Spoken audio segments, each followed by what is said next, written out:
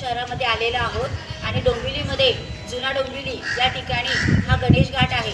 या ठिकाणी अरबी समुद्राचं पाणी इथे आलेलं आहे आणि इथे खाडी तयार झालेली आहे आणि आज आपण इथे मँग्रोव्ज म्हणजे कांदळवन खारफुटी वनस्पती हे आपण इथे पाहण्यासाठी आलेलो आहोत।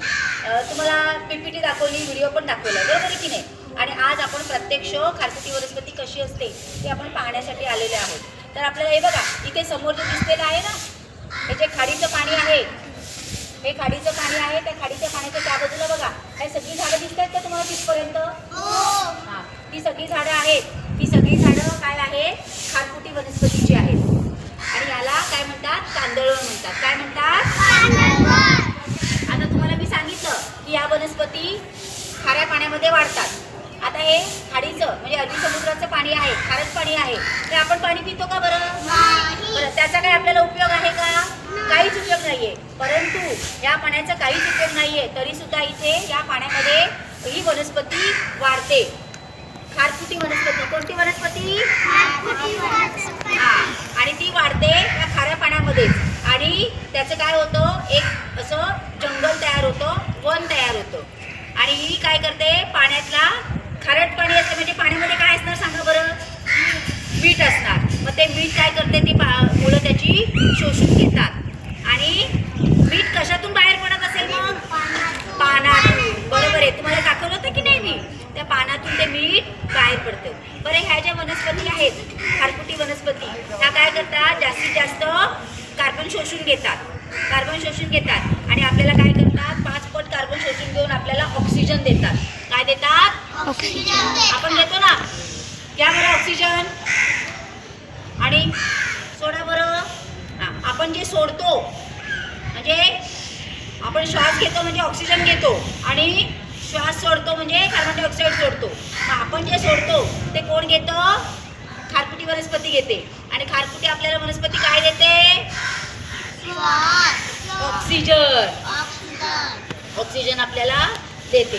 आता मी हे तुम्हाला सांगितलं होतं की आपल्या गुजरातची बॉर्डर महाराष्ट्राची आहे, नंतर इकडे खाली हिंदी महासागर असा आहे, या बाजूला अंदमान निकोबारी बेटे आहेत, बरोबर की नाही?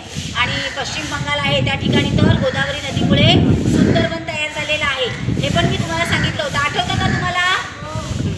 आता या ज्या वनस्पती आहेत त्या काय होतं? पानातून काय करतात? मीठ सोडतात। आता ज्या वेळेला समुद्राची मोठी लाट येते, बरोबर आहे की नाही? गेल्या वेळेला बघा तिकडे सुनामी आली होती, तर मोठी लाट येते। आता समजा त्या बाजूने अशी मोठी लाट आली, त्या बाजूने मोठी लाट आली तर ती डायरेक्ट आपल्यापर्यंत येईल का? नाही।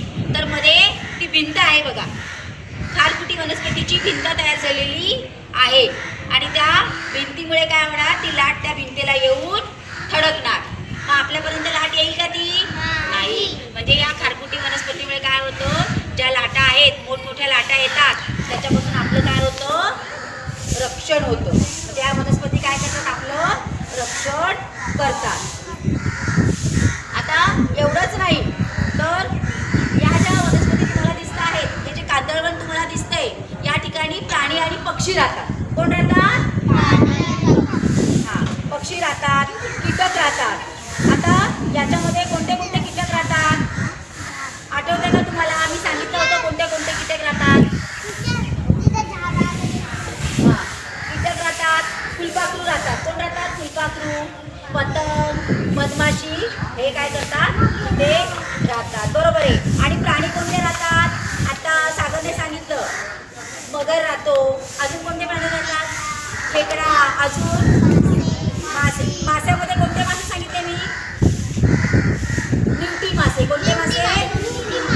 निवटी मासे राहतात आणि इथे गोगलगाय सुद्धा आहे। बरं, इथे आपल्याला पक्षी पण उडताना दिसत आहेत बघा, तिकडे दिसत आहेत का तुम्हाला पक्षी उडताना? दिसत आहेत ना? मग इथे कोणते पक्षी राहतात सांगा बरं? मी सांगितलं होते पक्षी। पांढऱ्या रंगाचा कोणता आहे? हां, सफेद बुलबुल। आणि आपल्या बदकासारखा, राजहंसासारखा कोणता आहे? तुतारी पक्षी। कोणता? बरोबर आहे। आणि घार आहे, ती कोणती घार सांगितलं होतं नाव मी? ब्राह्मणी घार। कोणती घार? ब्राह्मणी घार। तर अशा प्रकारे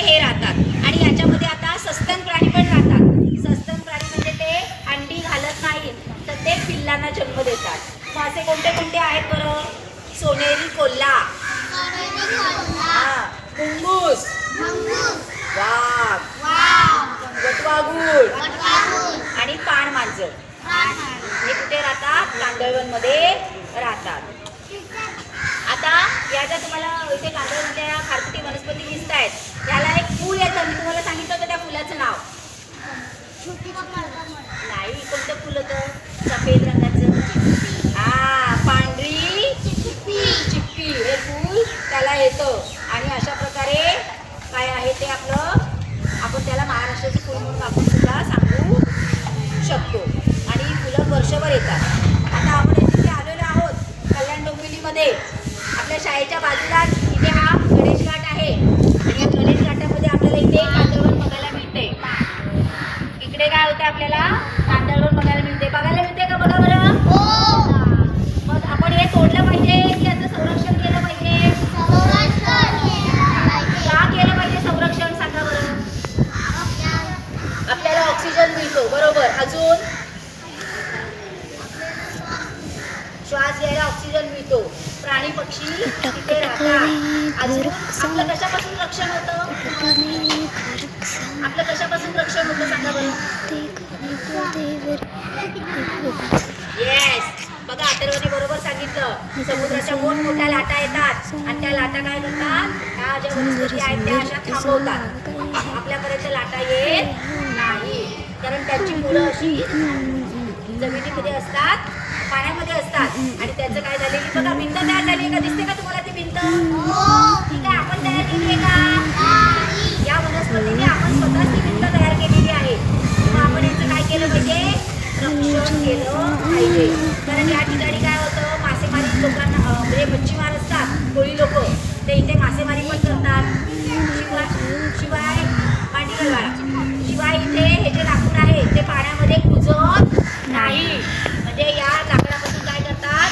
बोटी पण तयार करतात. बोटीचं लाकूड असतं ना, ते याच्यापासून पण हो, बोट पण असते. तर या लाकडापासून बोट पण तयार करतात. म्हणजे हे याच्यामुळे काय होतं? आपल्या मनुष्य प्राण्याचं, सर्व प्राणी पक्षी कीटक आहेत त्यांचं रक्षण होतं. आदित्य यांचं काय होतं? रक्षण होतं. म्हणून आपण यांचं काय केलं पाहिजे? जतन केलं पाहिजे, संवर्धन केलं पाहिजे. आवडली तुम्हाला गोष्ट? चला.